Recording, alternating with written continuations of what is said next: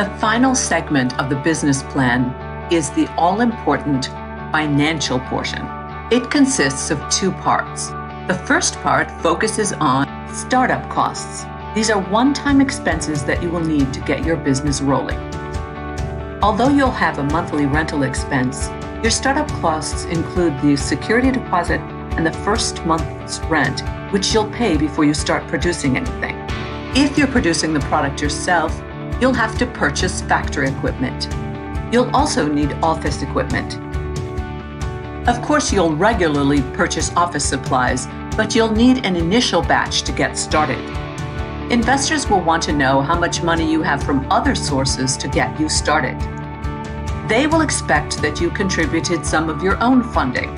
This is called skin in the game. They'll also want to know if you have any money on hand from loans.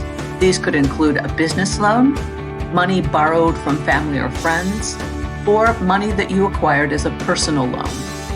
The difference between the amount of money you have and the amount you need for startup costs is the funding gap.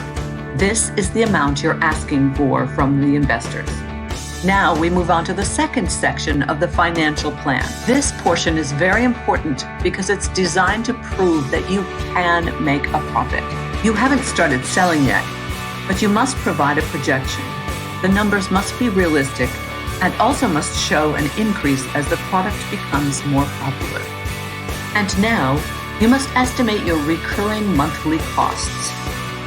Of course, you will have to pay the people who work for you, and it's reasonable to include a salary for yourself. You'll also have to show how much it costs to produce your product, whether it's outsourced or whether you produce it yourself. If you're producing the product yourself, you'll have to show the monthly cost for raw materials and supplies. You'll also have a monthly expense for rent, including your office, your factory, and your warehouse. Each of the buildings you rent will also have utilities that must be paid. And of course, you'll have to have insurance. To ensure continuing revenue, you'll need to budget for advertising. This includes the development and maintenance of your company's website. Finally, you'll put these numbers together, showing the sales minus the expenses to prove that you can earn a profit and that it will increase over time.